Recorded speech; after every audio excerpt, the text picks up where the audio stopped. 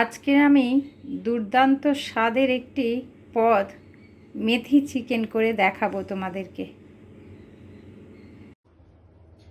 Hello friends, আজকের unfilter মামির স্টাইলে আমার ছেলের অত্যন্ত প্রিয় আমার হাতের রেসিপি মেথি চিকেন, সেটাই আজকে তোমাদেরকে শেয়ার করছি।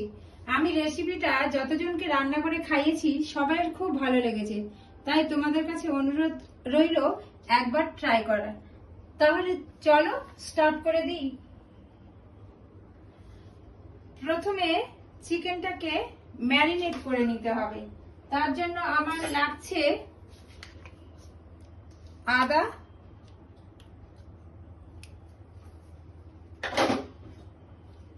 লাগছে কাশ্মীরি লঙ্কা বাটা,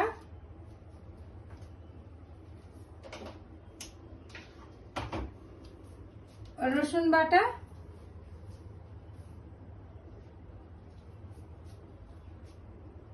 জল ঝরানো টক দই,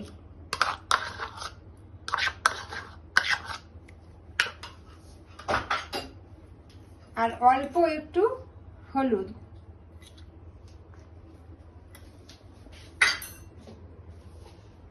আর অল্প নুন দিয়ে ভালো করে ম্যারিনেট করতে হবে।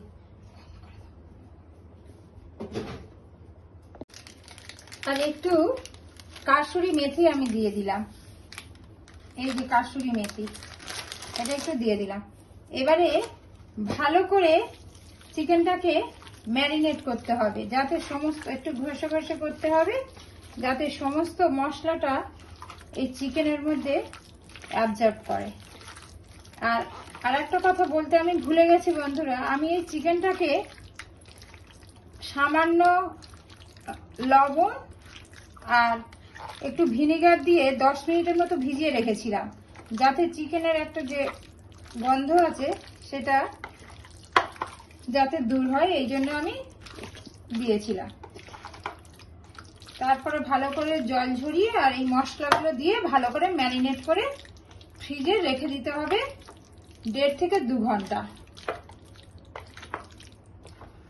তাহলে চলো, আর এই যে কাসুরি মেথি দেওয়ার ফলে বন্ধুরা যা সুন্দর একটা গন্ধ বেরিয়েছে, রান্নাঘরটা পুরো গন্ধে মমও করছে। তাহলে এটাকে আমি এখন ফ্রিজে 1.5 থেকে 2 ঘন্টা রেখে দেব। গন্ধে মমও করছে। এবারে বন্ধুরা এই কড়াই গরম হয়ে গেছে। এবার এই কড়াইতে আমি অল্প একটু সাদা তেল আর একটু ঘি দিয়ে দিলাম।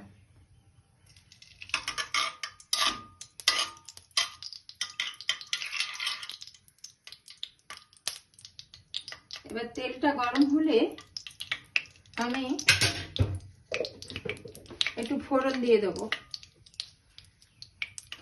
ফোড়নে আছে শুকনো লঙ্কা দুটো, একটু তেজপাতা আর অল্প একটু মেথি। আমি এবার দিয়ে দিলাম মেথিটা, প্রথমে দিয়ে দিলাম।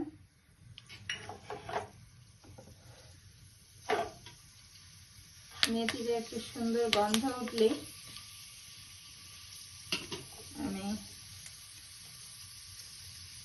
শুকনো লঙ্কাগুলো দিয়ে দিলাম আর তেজপাতা দিয়ে দিলাম।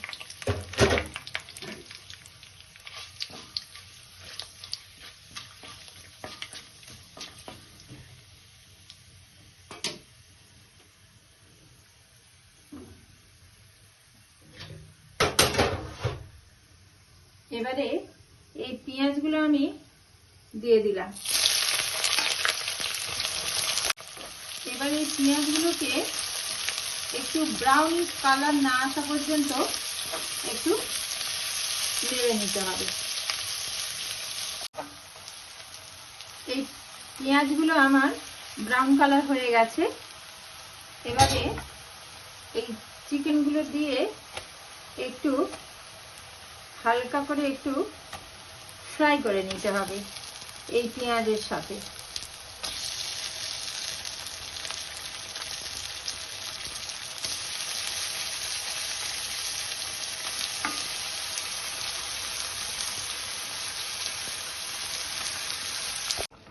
দেখো বন্ধু, কত চিকেন থেকে কতটা তেল ছেড়ে দিয়েছে। এই তেলে আর জুসে কিন্তু চিকেনটা সেদ্ধ হয়ে যাবে। এবারে আমি এদিকে একটু আলু ফ্রাই করে রেখেছিলাম, এই আলুটাও দিয়ে দেবো চিকেনের সাথে, যাতে চিকেন হতে হতে আলুটাও সিদ্ধ হয়ে যায়।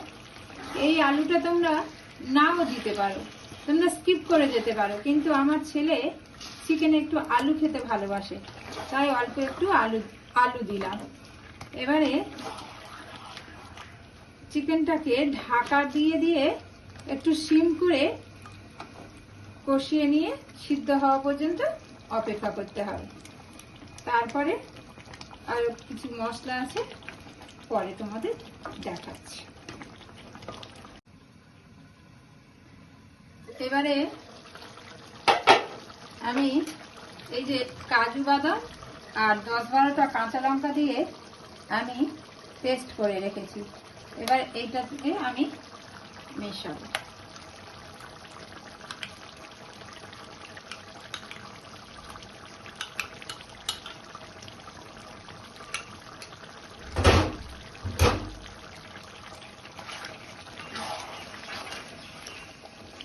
কাজু বাদামটা দিয়ে ভালো করে চিকেনের সাথে যাতে মেল্ট হয়ে যায়, লো ফ্লেমে এটাকে কষাতে হবে।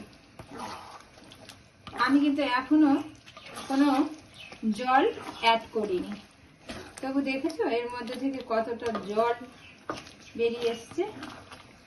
এবারে স্লো ফ্লেমে এই চিকেনটা হতে থাকবে। আমি এখন ঢাকা দিয়ে দিই।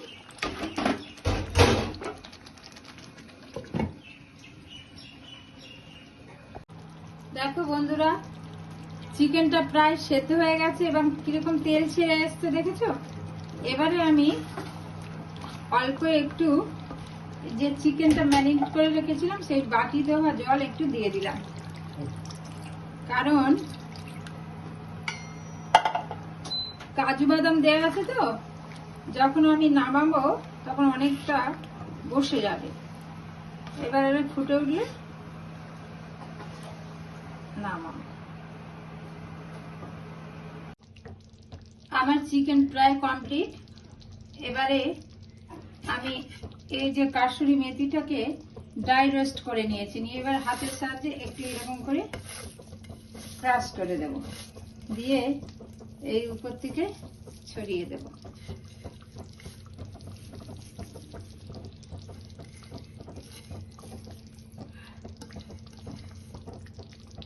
আর এই অল্প 2-4টে কাঁচা লঙ্কা দিয়ে দিলাম, কারণ কাজু বাটার সাথে আমার কাঁচা লঙ্কা বাটা ছিল।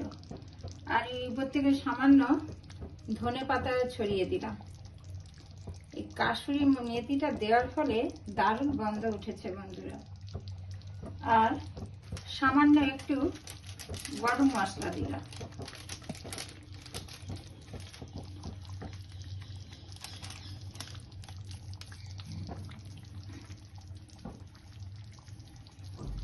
আচ্ছা বন্ধুরা, বলো তো, যার মাম্মি এত সুন্দর রান্না করতে পারে তাকে কি সপ্তাহে 2 দিন বাইরের খাবার অর্ডার দেওয়াটা ঠিক? তোমরাই বলো না, তোমরা দেখে বলো তো কেমন দেখতে লাগছে। পহলে দর্শনধারী বাদ মে গুণ বিচারী। দেখতে তো সুন্দর লাগছে, তাই না ফ্রেন্ডস? আমার রান্না কমপ্লিট। তোমরা সবাই ভালো থেকো, সুস্থ থেকো, শরীরের যত্ন নিও। আজকের মতো এই পর্যন্ত। Tata, bye bye. দেখি আমার ছেলেকে 2 পিস দিয়ে আসি, দেখি কি বলে। বাই।